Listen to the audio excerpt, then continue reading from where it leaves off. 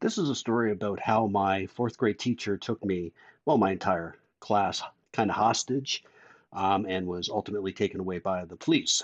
But before we get into that, this is actually my first podcast, and I don't expect anyone to ever listen to it. Just testing out exactly how it works and how it works here on Substack. Um, so I am Gen X. I am a writer. My name is Jeffrey Luscombe. I have two novels currently, Shirts and Skins, and To Refrain from Embracing. And one thing I wanted to talk about being Gen X and translate into my novels is trauma and how Gen X works with their trauma. Um, those of you who are Gen X know that we are we make fun of our trauma. We laugh at our trauma. People ask me, why are your books so darkly funny? And why do you laugh at things that really aren't funny? And I have to explain, well, you see, Gen X, laughter is our trauma response because if we aren't laughing at it, we're belittling it.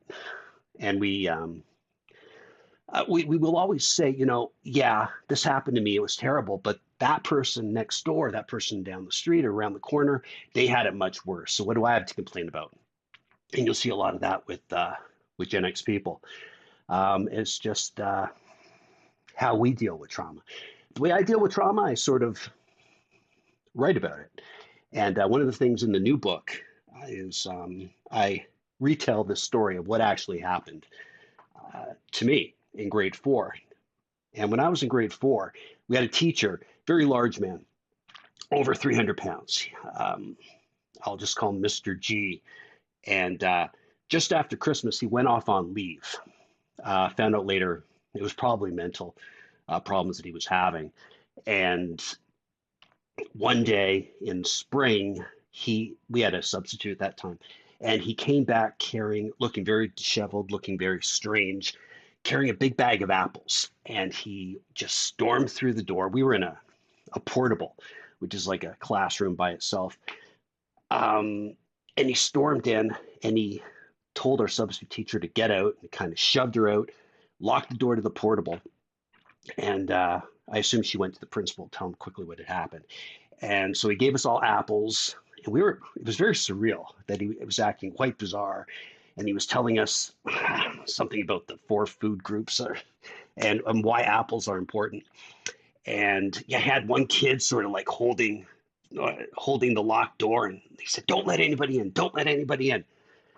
And finally, three police cars onto the playground, and you hear bang, bang, bang on the door, and he's like, don't anyone answer it. Everyone be quiet.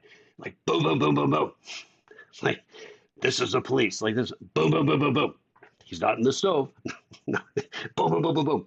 And finally, he goes, okay, I'll be right back. And he goes, he unlocks it, opens up the door, and they grab him, drag him down the steps. And he starts fighting back. And like I said, he was a big guy, and he started fighting these like three cops, and they're wrestling him on the playground, on the asphalt, and he bites one cop right in the knee. Cop starts screaming, so start wailing on my teacher, and eventually get him into the cop car, drive him away, never see him again. Teacher comes back and just starts class again. Like nothing happened, right? Went home at lunch, told my dad. My dad, that's weird. Goes to school, talks to the principal, tells me like, don't worry about it. There's a couple other parents there. Don't worry about it.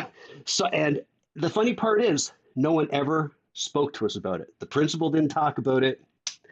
The teacher didn't talk about it. They didn't bring in like psychiatrists or counselors. Forget it, right? They just pretend it didn't happen. We just saw our teacher and the only thing left was this big puddle of blood on the asphalt. Like our teacher's blood was in the asphalt. And I'm chuckling like at this trauma. And the funny thing was, we didn't even speak about it ourselves, right? We didn't even talk about it ourselves, which is so weird. And years later, we'd be at a party having drinks or something, and we go, remember the fourth grade teacher? And like someone would tell the story, and I go, that's exactly what happened. I told a story on Facebook and TikTok, and like my friends from that time who were in that class said, I said, yep, exactly what happened. And we don't talk about it, which is weird, but it is totally Gen X. Anyways, with my new book, To Refrain from Embracing, I try to figure out, I wonder what happened to this teacher once he was dragged away. And so one of the characters and part of my book is set in a mental hospital. And I should figure out what would happen to this guy as he sat in the mental hospital, this teacher, this fourth grade teacher. And so it's funny how we take our trauma and either put it away. I don't know if this is just basically Gen X, but I can only speak to Gen X. We either put it away, we laugh about it, yeah, anything except confronting it. But so that's what I did, sort of take this trauma and make it into art. And I do that through both my books, Shirts and Skins and To Refrain from Embracing, is make art out of it, which is how I deal with trauma. But like I said, this is my first podcast. I don't expect anyone is going to listen to it. I don't expect a lot to happen to this. I'm really not a podcaster. There's a podcaster in the book I'm writing right now. So I'm trying to figure out exactly how it works and that sort of thing. But yeah, so that is it. I'm Jeffrey Luscombe, writer, Shirts and Skins, To Refrain from Embracing. Lots of information out there about me. And you can grab my books anywhere if you're interested in Gen X, trauma, black comedy, dysfunctional families.